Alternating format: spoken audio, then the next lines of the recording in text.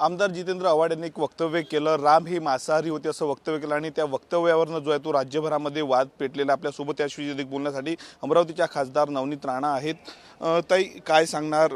जितेंद्र आव्हाडांचं वक्तव्य समोर आलं की राम जेव्हा वनवासामध्ये होते ते मांसाहारी होते, संताप व्यक्त केला जातो राज्यभरामध्ये, कसं पाहता? मी एवढंच सांगू शकते की काही लोकांची मानसिकता ते हलवलेली आहे, कारण की सत्यातून बाहेर राहणं हा त्यांना काही डायजेस्ट होत नाही आहे। तर मला वाटते असे लोकांनी, आग्रा जवळ आहे, जर त्यांना तिकीट जायची पाहिजे असेल तर रवीजींना मी नक्की विनंती करेन त्यांना तिकीट आणून देऊन द्या आणि तिथपर्यंत पोहोचून द्या। त्यांना हिंदुस्थानमध्ये राहणारे लोकांनी राजकारणपर्यंत बोलणं हा सगळ्यांना शोभनीय आहे। मंचवर उभे राहून कोणाचा विरोध करणं तिथपर्यंत ठीक आहे, पण जे आराध्य देवता या देशाचे त्यांच्यावर टीका करणं की ते मांसाहारी होते, मला वाटते आव्हाड साहेबांना, दादांना थोडी तरी वाटली पाहिजे ते कोणते घरात जन्माला आले आणि काय कोणते विरोधात आपण बोलून राहिलो।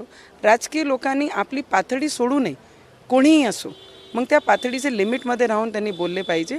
आणि एक्सपेक्टेड नाही आहे की राजकारणामध्ये या पद्धतीने देवाला ओढणं आणि त्यांच्यावर टीका करणं हे पातळी सगळी विसरून गेले आणि मानसिकता हलवली आहे। हे स्पष्ट जाणवते की सत्ताचा मोह एवढा आहे की सत्याच्या बाहेर राहून देवाला विसरून जाते की देवा आहे आणि देवाला ज्यांना आम्ही पूजतो त्यांच्याबद्दल आपण बोलायला पाहिजे की नाही बोलायला पाहिजे।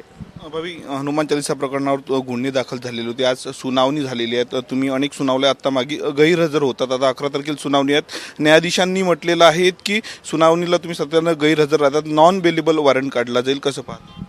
मी दादा तुम्हाला एवढंच सांगू शकते, आजही आम्ही ज्या ठिकाणी इथे आहे ते मेलगार हाट म्हणून आम्ही जेवढे आदिवासी लोक आहे आमचे, त्यांचे जे उद्योग ते आदिवासी क्षेत्रामध्ये करतात त्यांच्या एक ठिकाणी आणून त्यांच्या पूर्ण त्यांना मार्केटिंग भेटली पाहिजे, शहरामध्ये त्यांचा उद्योग झाला पाहिजे। तर त्या विषयाने घेऊन आपण अमरावती शहरामध्ये कंटिन्यू राहतो आहे। तर काही कारणामुळे आम्ही तिथे आपले एक्सक्यूज आणि रिक्वेस्ट पत्रेसुद्धा पाठवतो। आम्ही नेहमी न्यायालयाचं रिस्पेक्ट करत आलो आहे आणि नेहमी आम्ही करत राहणार आहे। आणि काही असा वाटलं तर जेव्हा ते आदेश करेन तेव्हा आम्ही जाऊन उभे राहू। शेवटला प्रश्न, लोकसभा निवडणुकीच्या संदर्भानं बावनकुळेंनी म्हटलेलं की महायुतीमधनं नवनीत राणा विजयी होतील 51%। काय सांगणार? पहिला उमेदवार ठरला महायुतीचा। मी एवढंच सांगू शकते की कामाचं बावनकुळे साहेबांचं मी मनापासून धन्यवाद करते, कारण जे विश्वास कामाने रिफ्लेक्ट होत आहे, ज्यांनी मागे विरोध केला होता काही अमरावतीचे लोकांनी, आज ते स्वतः म्हणायला लागले की नवनीत राणा बेस्ट उमेदवार आहे।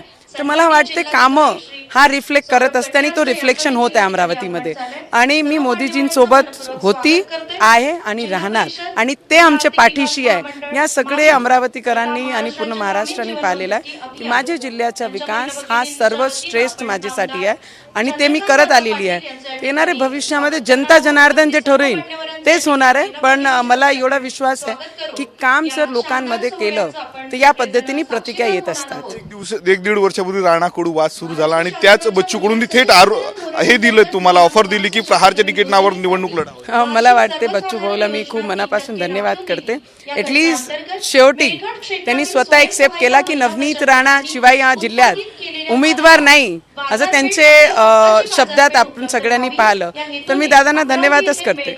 शेवटला प्रश्न, खासदार नवनीत राणांनी कमळाच्या चिन्हावर लढावं असं अनेकदा बावनकुळेंनी म्हटलंय, परंतु त्याच बावनकुळेंनी काल म्हटलं की नवनीत राणा 51% विजयी।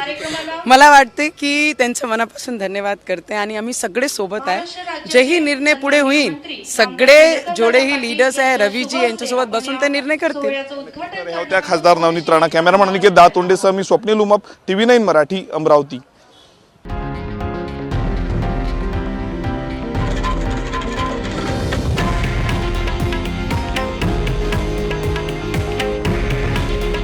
हे आहे देशातील नंबर 1 न्यूज नेटवर्क आणि आपण पाहत आहात TV9 मराठी। काळजी तुमची, हित महाराष्ट्राचं।